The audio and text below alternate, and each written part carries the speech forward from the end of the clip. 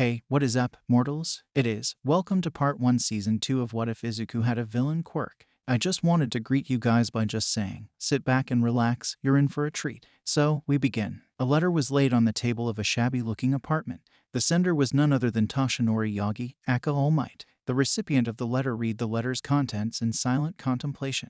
The lines that attracted his attention were as follow. I am a teacher myself now, sensei, and I can no longer continue my duties as the symbol of peace at the rate I once did. I believe it is time that I pass on my quirk. I have thoroughly thought it through and have determined the perfect successor to One for All. He is in his last year of UA and has proven himself to be strong of mind, body, will, and heart. He has a dream to be a savior of millions, a mindset that would be priceless for a new symbol of peace. I hope that you will assist me as you have in the past and provide to me your wisdom. I will keep you updated on how things progress. I wish you well, sensei. A small man sat before the table, smiling as he took a bite of the taiyaki in his hand. So Toshinori believes he has found a successor to his quirk. Marvelous, the tone of the voice gave way to the obvious happiness and satisfaction the teacher felt for his pupil. Meanwhile, at UA Academy, a meeting was going on between the staff and Detective Tsukachi. The man was briefing the heroes on what little his department had discovered about the so-called League of Villains before admitting they couldn't find a speck of information about their leader, Tamura Shigaraki, or his teleporting associate, Kirigiri. The heroes began discussing their lack of intel amongst themselves until Nezu noticed All Might's inner thoughts affecting his body language. You seem troubled, All Might. Is there something you wish to disclose to us? The skeletal man nodded gratefully as he began to discuss the attack and how stupidly bold it was. Tamura was far too overconfident and wouldn't stop monologuing about his great Namu's many quirks, and when his plan failed, he seemed to be ready to throw a tantrum. He finished by explaining that the man was more a man-child, a spoiled adult with the mind of a young brat. Naomasa began to explain the most worrisome part of the investigation. We arrested 72 villains, each one of them being petty thugs or criminals, nothing impressive. What's shocking is how they rallied behind the plans of such a mentally unstable man. He gazed into the eyes of the heroes. It shows that with the rise of more and more heroes, criminals are beginning to get desperate. It could be why they were so quick to back such a simple-minded villain. The staff piped up in agreement. Before midnight asked how exactly they were supposed to stop all of it. The detective attempted to calm their worries as he explained they were the reason the attack was stopped, and that they would expand their search to find the perpetrators who attacked UA. Nezu began thinking aloud, suggesting that with so many students being in their midst, there was a small possibility of a spy being amongst them. At the Midoriya household, an anxious Izuku was still at home from the break the UA had administered to its students after the USJ attack. He was watching an old video of one of his hero course teacher's rescues, sitting in a fetal position upon his chair. The boy was sitting at his desk, remembering the events of that day and how he and his classmates had only slowed down 13 in Aizawa. He pulled out a notebook and began sketching something. The book was filled with potential gadgets for him to use and new ideas for techniques to pair with his quirk. I have improved to where I am no longer terrified of my quirk, but I still hold a good amount of fear, and that makes me hesitate when fighting. The boy thought to himself, reminiscing about the moment where All Might told him how his quirk was his own. He believed in me, same with Midnight Sensei. I can't let them down. I'll become the best hero I can be. A knock came from the door as Inko Midoriya gently opened the door to her son's room. Izuku, sweetie, it's lunchtime. If you stay here much longer, your food will get cold. The petite woman gave the boy a warm smile as he responded by saying he'd be down in a minute. He arrived to a wonderful scent of his mother's cooking, his mom saying he needed food to keep his mind fueled and sharp. School had finally started back up at UA, and Class 1 was still buzzing from the attack, in both connotations of the word. Kirishima mentioned how they would have been totally screwed if the teachers hadn't showed up, causing a chain reaction of Minta screaming how he'd pee his pants, Bakugo screaming for everyone to shut up, which scared Midoriya, who received a reassuring glance from Momo and a look from Todoroki. A strict voice echoed from its source of Ida walking in a very strict position as he called that homeroom would be starting soon. The students pondered who would be teaching their class since Mr. Aizawa was still recovering in the hospital, only to be shocked as said man opened the door to greet his class. Mr. Aizawa, I'm glad you're okay. You call that okay? The man walked up to his normal place at the front of the classroom, saying his well-being was irrelevant and what was more important was that their fight wasn't over yet. The whole class stiffened until the words that left his mouth caused them to shift into a more enthusiastic attitude. The UA Sports Festival is coming up. That initial enthusiasm was quickly demolished as the class began pointing out the danger of having such a big event so soon after the attack. Apparently, the administration believes that the festival is a good way to show that the threat has been handled and our school is safer than ever. The man's tone held a slight hint of exasperation, plus security is going to be beefed up a bunch compared to past years. This event is a huge opportunity for all students at UA, and it's not something we can cancel because of a few villains. Minoru's fear of the villains made him question the event, causing him to be scrutinized by Momo and Izuku. Aizawa reminded them that the sports festival of UA had become the biggest event of the year ever since Quirks had completely taken over society. Yaoyorozu pointed out that the festival was the spot where young students got scouted to intern at popular hero agencies, granting them very valuable skills and experience that would help open the path to becoming a pro hero to them. With a warning against them all slacking with such a grand happening, he dismissed them. The class was once more filled with ecstatic joy, and they began discussing how big they could make it at the festival. Midoriya was discussing how hyped everyone was, being met by Todoroki, who quietly stated that he was surprised the juniper-haired boy wasn't more excited.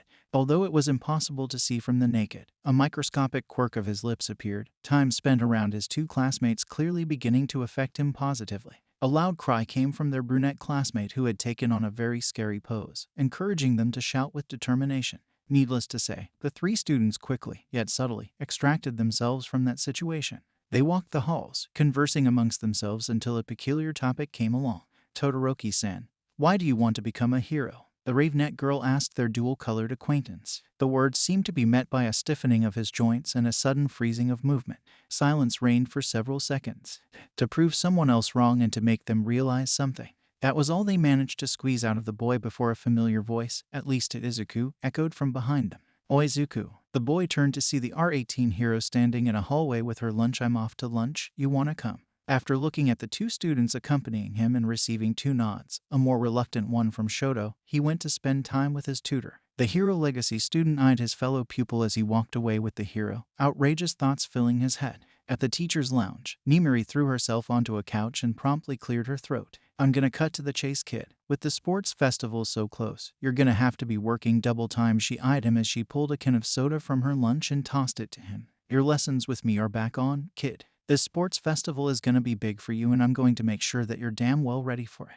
A grimace came upon the teen's face, happy to be training with Kayama again, and dreading the torture he was about to endure. The woman began discussing the tournament with her protege and pointed out how many opportunities he would have to sell himself as a good future hero. She face-vaulted as she was responded to by an I guess from her student. He began to mutter unceasingly as he stated his worries and solved them in a repetitive cycle, receiving a punch of the head from Midnight. Geez kid, learn to shut up. Your word vomiting gets too damn annoying, you know. She sighs before straightening up and pulling the boy into a side hug. You have the potential to go so far, Izuku. You have everything you need inside of you, and I'm gonna help you realize that.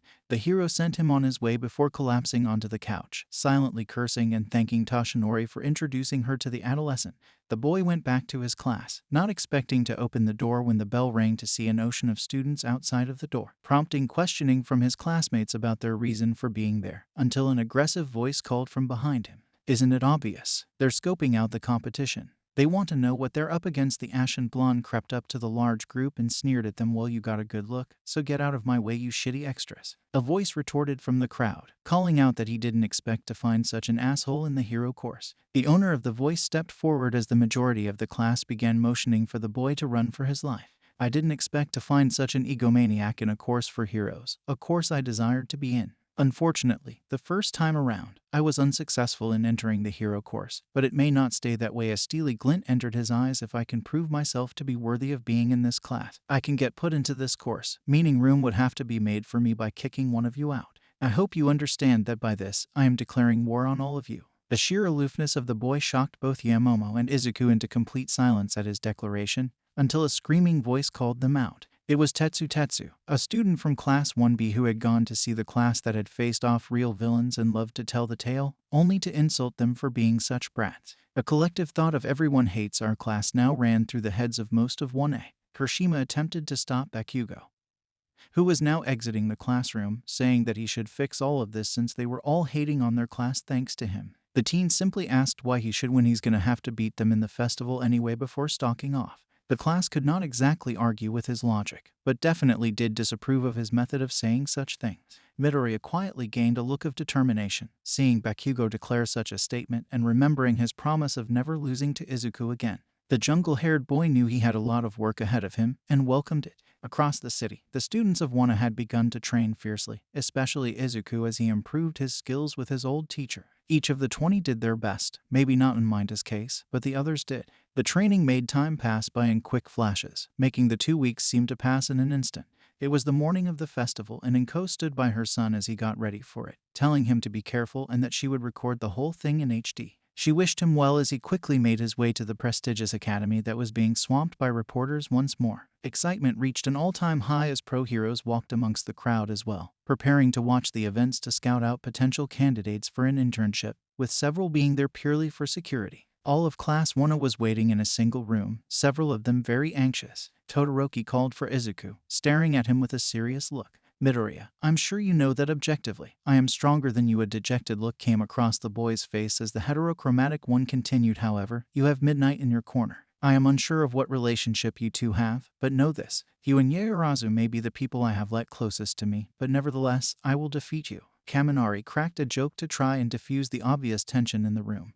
Kirishima joining in as well, putting his hand on Shoto's shoulder. Aijuru was shrugged off by the teen who pointed out that this was no team effort before walking away. He was stopped as Midoriya called out to him, wondering aloud why he felt the need to point out such things before confirming how right he was, how he had so much more potential than anyone at the hero course. I find myself seeing you as someone I hold closer than others as well, Todoroki. I have noticed how strong and intelligent you are. However, I refuse to go down without a fight. I refuse to let Midnight or anyone cheering me on down. A declaration of war had broken out in Wano as well. Not just between the two students, but a silent one had been declared throughout the whole class. Things just got interesting. Thank you all for indulging yourselves in the story thus far. I hope you enjoyed it. Now, there are a few more things that I'd like to go over before the video ends. Firstly, we've got a second channel called Anime Deep Dive. Anime Deep Dive goes deep into the facts and lore of a wide variety of anime. It's sure to expand your weeb knowledge for all kinds of series guaranteed. On top of that, we have a third channel called We The Celestials Naruto What Ifs. It's what we do on this channel already, but in the vast world and lore of Naruto. Go check it out if you're in the mood for some jutsu action. Secondly, on behalf of We The Celestials, I'd like to thank everyone involved in the production of today's awesome content. Their details will be in the description below. Lastly, if you're interested in what we do here at We The Celestials, then I would like to extend out an invitation to join the team. The only caveat being we only accept members 16 years and up to join our crew. You can sign up for whichever category fulfills your interests by joining the recruitment Discord using the link in the description below. Our Discord is an all-around fantastic place to be. Whether you're a fan or looking to join our band of misfits, we're always looking for members to join us. Well, that's it from us for today's video. So, thank you all for watching, and have a great day.